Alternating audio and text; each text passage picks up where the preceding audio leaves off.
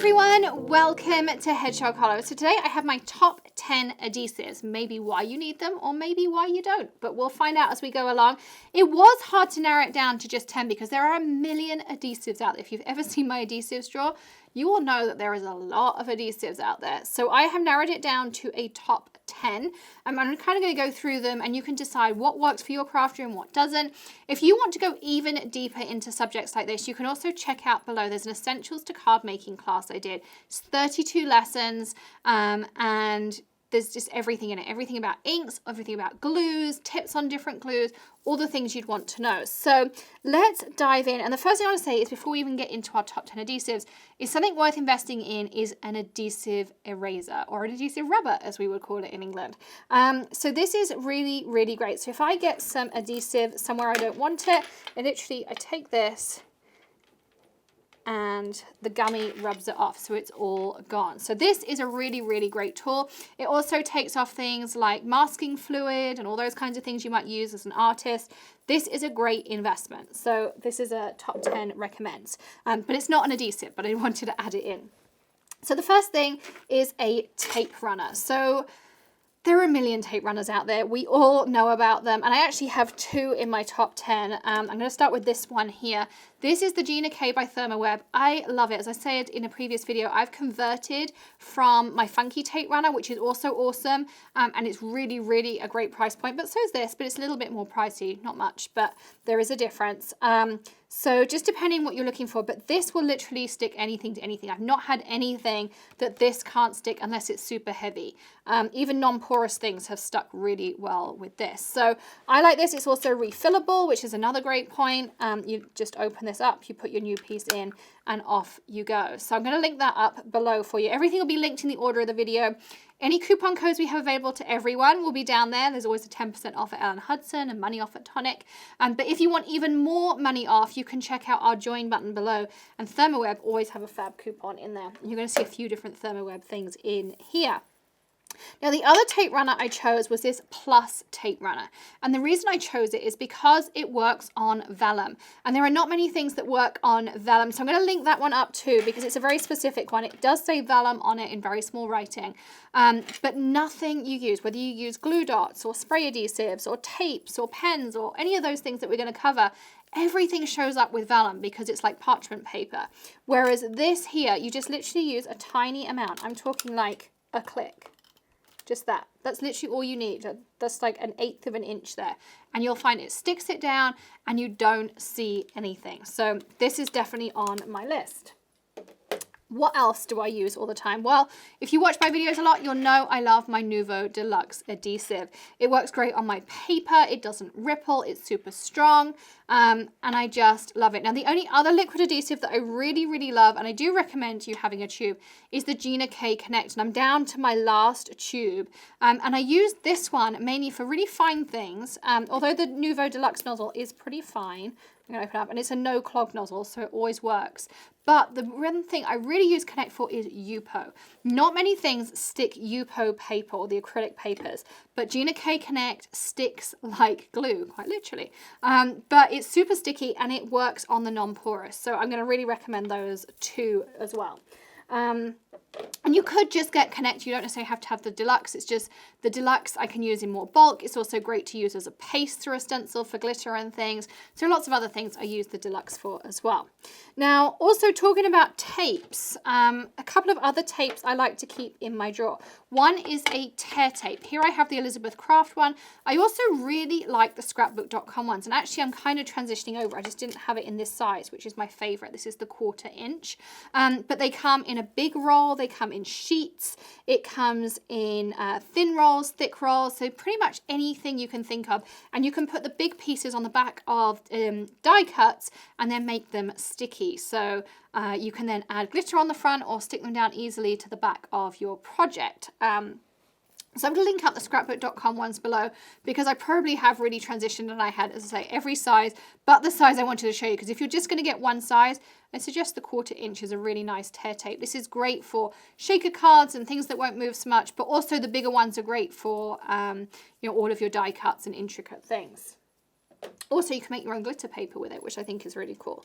The other thing I love from a tape perspective is Redline tape. This is the Tonic Redline, and it is really great because this stuff is super sticky. So when you have glitter papers that don't want to stick down, when you have a stripe that you want to do of like glitter across a page and do plaid and things, I tend to reach for Redline just because it's really strong. It's also a little bit repositionable and it cures. So they actually use it for things like Airfix models and those kinds of things because it cures super, super tough. It'll also hold things like chipboard and grunge paper and those heavier mediums that sometimes we struggle to glue. So that's one. I didn't include a glue gun in this because I think a glue gun is an essential. And if I was going to choose a glue gun, I tend to go for the AdTech Drip-less glue gun or the Nilly glue gun. So you can pick, again, there's reviews of both on the channel and you can check out what works best for your craft space. But my favorite I would reach for all the time is probably the AdTech, just because I like the less drips and less strings. Now, the other thing I also recommend having is a glue pen.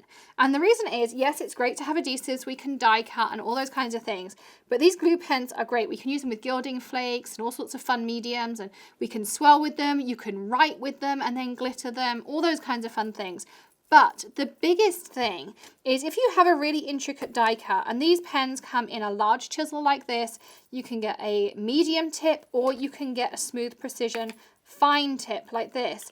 I literally take this like a highlighter and I go across my die cut just like this, across the back of it. I usually put like a kitchen towel or some scrap paper underneath, and then I don't get any squelching. My die cut sticks perfectly. I don't have to worry there's glue going to come out all over the place. I just have glue where I want it. It comes out blue, but it's going to dry completely clear, and it dries fast. Literally, I mean like a few seconds, and you can let go of it, which I also really love because unlike glues, you have to hold them for a while, or, you know, like put your tape dispenser on top. So glue pens and the Nuvo ones are really, really nice, I have to say. And then talking about tape dispensers, I did put this in my top 10 tools, but I think also it's worth putting in adhesives. Purple tape is amazing. Like, there is nothing like it because it is partially waterproof, or I show you, like, water resistant. So if you're watercoloring and things, you can create a nice line along the side of your paper. If I want really waterproof, I do still use frog tape waterproof just because I know I'm going to get a really tight line. But I would say I probably get that frog tape out less than once a month. I'm always using this. I hold my die cuts down. I hold my stencils down. I hold my coloring down. I hold literally everything with this. And I like this size because it fits in a Scotch tape dispenser, or you can get it in a wide. And I will also link up my Mermaid and my Narwhal because they are the coolest tape dispensers ever. All right, next up, Pixie spray. We couldn't have an adhesive section without Pixie spray. If you are in the UK or Europe, there is a Crafter's Companion repositionable spray adhesive, which works just as well as Pixie spray. I did manage to get a bottle over here once and I tried it out.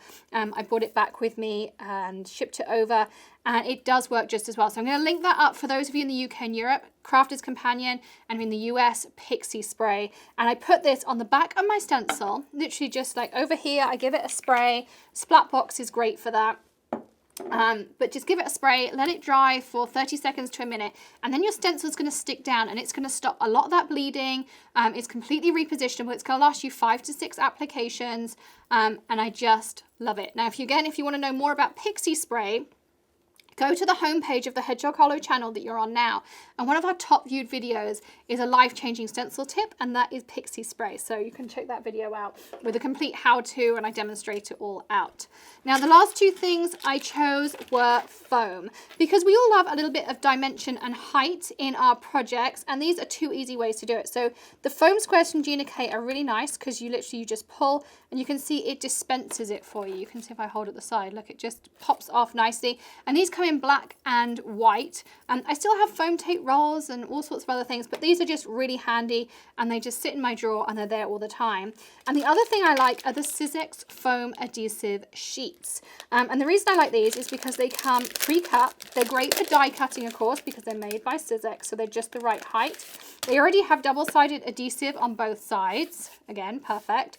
And they come in the pack with black and white. So depending on your project, you can pick what color works for you. You can cut basic shapes, you can die cut them, you can do all of those kinds of fun things. But they are my top 10 things. Now, it really was tough to narrow them down. I hope you enjoyed them. If you have something that you think I missed, you can add it below. Check out my top 20-ish tools.